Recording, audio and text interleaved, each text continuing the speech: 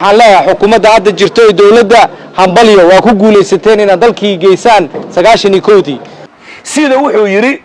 maanta habar gidir iyo shaanshe ayaa la kala garan waayay kulanti wacan wanaagsan daawadayaal waxaad ku soo dhawaataan mar kale iyo muuqaal cusub oo aad ka daawanaysaan NSTV farmaajo dhibca siyaasadeed ka urursaday Xasan Sheekh Maxamuud mooshin culus oo lagu karkarinayo magaalada Muqdisho iyo ra'iisul wasaare Xamse oo lagu gudbiyay mooshin aad u weyn xilkan uu ku weyn karo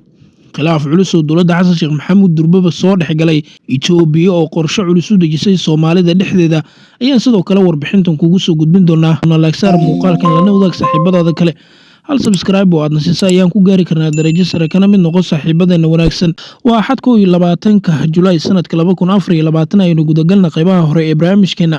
madaxweyne Farmaajo ayaa markii ugu horeysay la tilmaamay inuu shir guud ugu qabtay dalka Turkiga xisbiga nabad iyo nolol kuwaasi oo si weyn ugu horreeyay mid markaasi xaaladaha xilligan dawladda federaalka Soomaaliya iyo sida ay u wajahday arrinka Cabdiwaaq nabad iyo nolol ayaana si weyn waxa ay kaga horyimaadeen in markan dawladda Xasan Sheekh Maxamuud ay tahay in mucaaradnimada lagu furo sidoo kalena ay sameeyaan in ay dhaxgalaan xildhibaanada baarlamaanka Soomaaliya nabad iyo nolol ayaana bilaabay in lacagihii ugu badnaa ay ku bixiyaan xildhibaanada baarlamaanka Soomaaliya si loogu soo jeediyo dawladda madaxweyne Xasan Sheekh Maxamuud isla markaana loogu fashiliyo kala taga Xasan Sheekh Maxamuud iyo Xamse nabad iyo nolol ayaa bartamiyay asbuucan waxa ay isugu yimaadeen dalka Turkiga halkaas oo uu ka dhacay shiraad xasaasi u ahaa waxaana la rumaysan yahay inay ka shaqeeyeen soo gelinta hubka xuduudda Itoobiya iyo Soomaaliya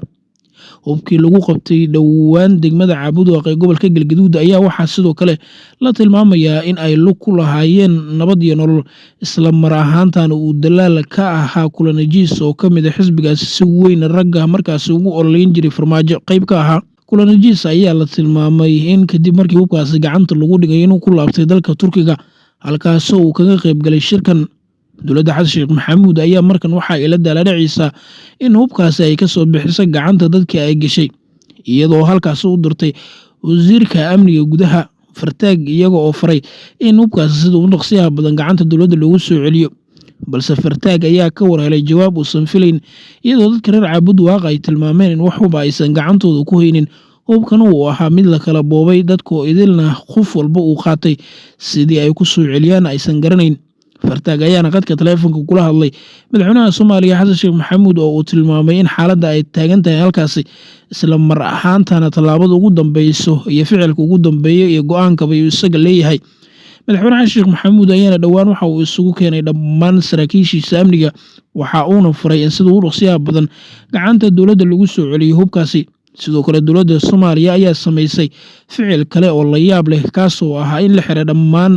cirtoogtayaasha hubka lagu iibiyo si hubkaasi gacanta ugu galay dadka reer Cabdiwaaq uusan ugu sifidin suuqyada iyo sidoo kale cirtoogtayaasha waxaa kale intuu ay dawladda federaalka Soomaaliya sameysay in saraakiil gaar ah oo sirdoonka u badan ay u xil saartay arrinka degmada Cabdiwaaq isla mar ahaantaasina sirdoonkii ugu badnaa Cabdiwaaq lagu dhexdaadiyay kuwaasi oo soo tabinaya hadba hubka iyo bulshooyinka iyo sida qaabka loo kala iibinayo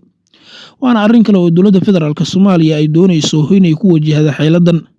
balse waxaa la rumaysan yahay in xilligan hubka uu yahay mid markaasi aad hoos ugu dhacay maadaama halkii qori AK47 uu yahay mid awal la kala iibsan jiray $1 balse xilligan Cabdiwaaq uu ka taagan yahay $200 oo dollarka Mareykanka ah waana arrin kale oo halis ah iyo dhibca siyaasadeed oo ay Farmaajo iyo tiimkiisa ka qaateen tiimka Damul Jadiid sidoo kale xildhibaano badan ayaa mooshin culus waxa ay ka gudbiyeen ra'iisul wasaaraha Soomaaliya Xamse Cabdi Barre xildhibaanadan ayaa la fahamsan yahay in ay gadaal ka riixayaan nabad iyo nolol iyo mucaarad kale oo ay himilo qaran qayb ka yihiin kuwaasi oo doonaya in birada dhulka loogu dhufto dawladda madaxweyne Xasan Sheekh Maxamuud oo markaasi gashay sanadkeedii saddexaad mucaarad xoogan ayay wajahaysaa dawladda Xasan Sheekh Maxamuud iyadoo sidoo kale wajahaysa ficil argagax leh oo ay sameynayaan wasiiradeeda iyo sidoo kale xubnaha kamid ah dawladda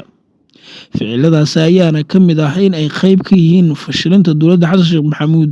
balse madaxweyne Xasan ayaa sidoo kale waxa uu isku koobay dhammaan taladii dalka waxa uuna sameystay markaasi in kaliya isaga go'aanada ugu dambeeya ay ka soo fulaan dhawaan ayaa la qorsheynayay in la doorto ra'iisul wasaare ku xigeen kuwaas oo uu madaxweyne Xasan Sheekh Maxamuud u ballan qaaday in uu siiyo beelaha Digil iyo Mirfle balse waxaa ka hor yimid beesha dareed kuwaas oo xilligan uu ku matalo ra-iisul wasaare ku-xigeenka jaamac. iyagana waxa ay ku doodayaan in ay helaan ra-iisul wasaare ku-xigeenka, iyaga xaqna ay u leeyihiin in laba ra-iisul wasaare ku-xigeen ay helaan, maadaama beesha xilligan la siinayo ra-iisul wasaare ku-xigeenka labaad ay yihiin Digli iyo Marfile, isla mar ahaantaasina ay haystaan kuraasta gudoomiye ku-xigeenka koowaad iyo sidoo kale gudoomiyaha baarlamaanka. waana xiisad kale oo siyaasadeed. shirar xoogan ayaa ka soconaya hotel Jazeera oo saacadihii ugu dambeeyay aada mashquul u ahaa, waxaana lagu wada gorfeynayaa markaa sida siyaasadda laga yeelayo. aadan madoobe ayaa la tilmaamayaa in loo gudbiyey mooshin uusan kooramkiisa dhammaystirnayn, balse ay xildhibaano gaar ah riixayaan, kaasi uu ku aadan in xilka ama jegada ra-iisul wasaarenimo laga xanyuubiyo ra-iisul wasaaraha Soomaaliya Xamse Cabdi Barre. xiisad aada u kulul ayaa ka taagan gudaha Soomaaliya, iyadoo dowladda Itoobiyana ay markaasi sameynayso ficilo argagax leh.